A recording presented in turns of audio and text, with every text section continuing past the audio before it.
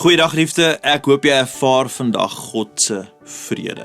Van my, Pastoor Retief Boysen en die hele beleefspan is dit vir ons so groot voorreg om hierdie hele week saam met jou te kan stap en te kan gesels oor wat dit is om by die voete van die Vader tyd te spandeer. Nou tot dusver het ons gesien dat tyd by die voete van die Vader ons help om eintlik stil te word. En dit help ons om ons harte te vorm, om ons harte van binne af buitentoe te transformeer. Nou vandag kyk ons na iets wat daar gebeur, spesifiek.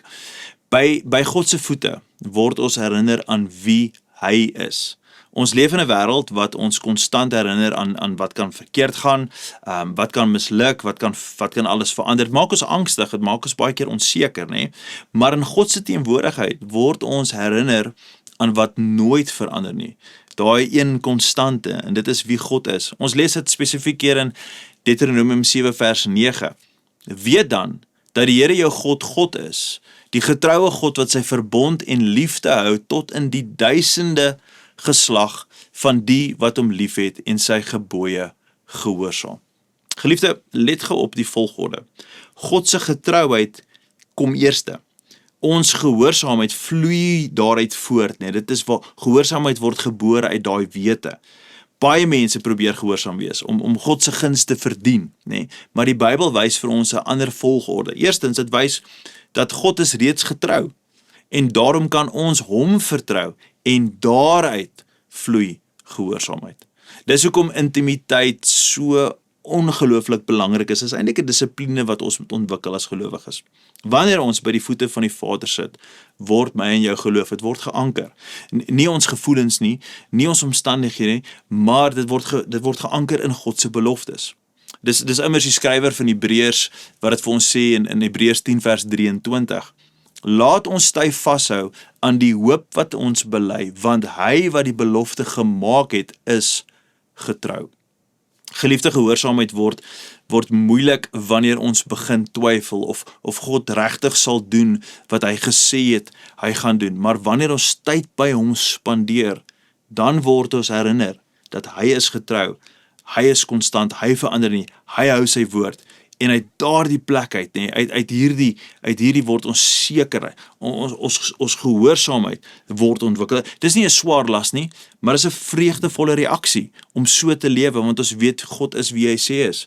Dalk is dit hoekom God jou vandag nooi om weer by sy voete te sit, nie om iets te bewys nie om iets te verdien nie. Dis nie wat ons daar moet gaan doen nie, maar hy wil net weer vir ons herinner, nee, dat ons moet onthou dat hy is die een wat getrou is. Dalk kan ek land met hierdie vraag, net hierdie vraag. Waar in jou lewe het jy begin twyfel aan God se getrouheid? En hoe kan jy vandag weer jou hoop vasmaak in sy beloftes? Geliefde, dis al wat ons kan doen. Ons moet tyd spandeer in sy teenwoordigheid en herinner word aan wie God is. Kom ons bid saam. Hemelse Vader, so baie dankie vir u enorme genade en getrouheid oor ons lewens.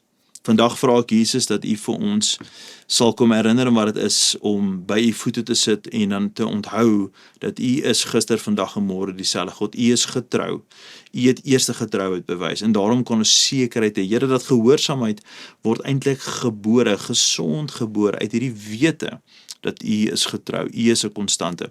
Vader, ek dink so baie van ons sukkel met die vertroue en die hoop dat ons kan vas staan op u getrouheid. En daarom vra ek, Here, dat ons net opnuut sal onthou dat u is God en ons is nie God nie. U is die een wat getrou is. U is die een wat standvastig is.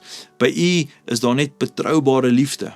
En daarom, Here, vandag wil ek my wese insink in u betroubare liefde en daar vreugde en vrede vind vir my verknorste siel. Dankie, Here, vir u genade.